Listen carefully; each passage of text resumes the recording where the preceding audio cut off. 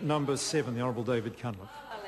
Mr Speaker, to the Minister of Finance, does he agree with the Prime Minister's statement, quote, New Zealand's government debt as a percentage of GDP relative to other countries is low. In other words, we don't owe very much. The Honourable Bill English. Mr Speaker, yes, of course I agree with the Prime Minister. Net core Crown debt is relatively low by the standards of many other countries. But what matters is that over the next few years, that debt is rising sharply, and it would rise even more sharply if we did what Labor Party said. And secondly, government has now become the driver of the growth in our debt to foreigners, and our debt to foreigners across the total of public and private is the highest in the world. We are already borrowing $300 million per week, and borrowing more than that would be totally irresponsible. The Honourable David Cunliffe. Mr Speaker, if the Minister inherited government books that were in surplus, if New Zealand's government debt is now relatively low and private debt is very high, why isn't he focused on reducing private debt instead of privatising SOEs, ultimately to foreign buyers, that will make it worse? The Honourable Bill English. Well, Mr Speaker, the government is focusing on reducing both. I mean, New Zealand's total indebtedness to the world is up there with Portugal, Ireland, Greece and Spain at about 85% of GDP. So New Zealand households have started to reduce their borrowing. They're being careful with their spending and they're not rushing back to the housing market.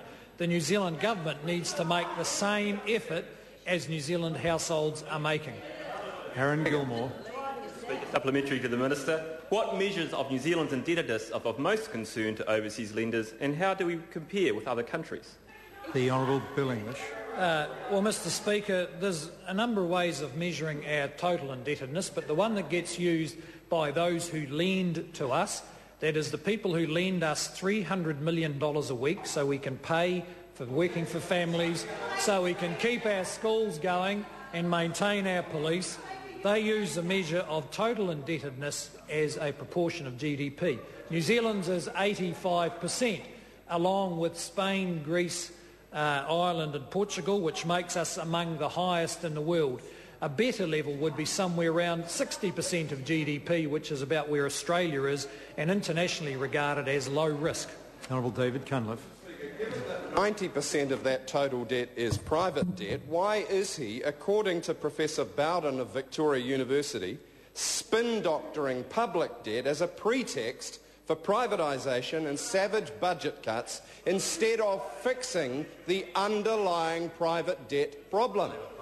The Honourable Bill English. Well, Mr Speaker, last year when we put up a budget to increase taxes on consumption and on investment housing, which was designed to reduce demand for private debt, the Labor Party voted against it.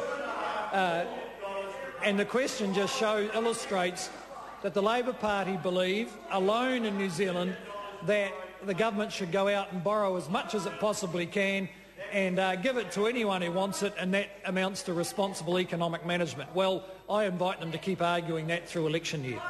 Aaron Gilmore. Supplementary question to the Minister. What were the Treasury's forecasts of net core Crown debt around the time of the 2008 election? The Honourable Bill English. Well, Mr Speaker, the forecasts at that time weren't that flash.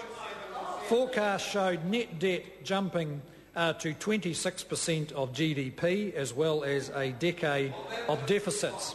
By December 2008, the forecasts were for net debt soaring to 50% of GDP by 2023 and never falling, and showing permanent government deficits. So the impact of Labor's bad policy and the global recession meant that at that stage our debt could have spiralled out of control. Fortunately, we got it under control.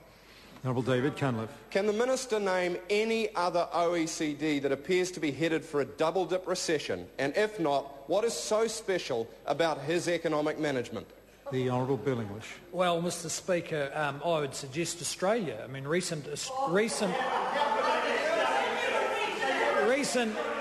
recent figures out of Australia show that economy has to make the same adjustments as the New Zealand economy.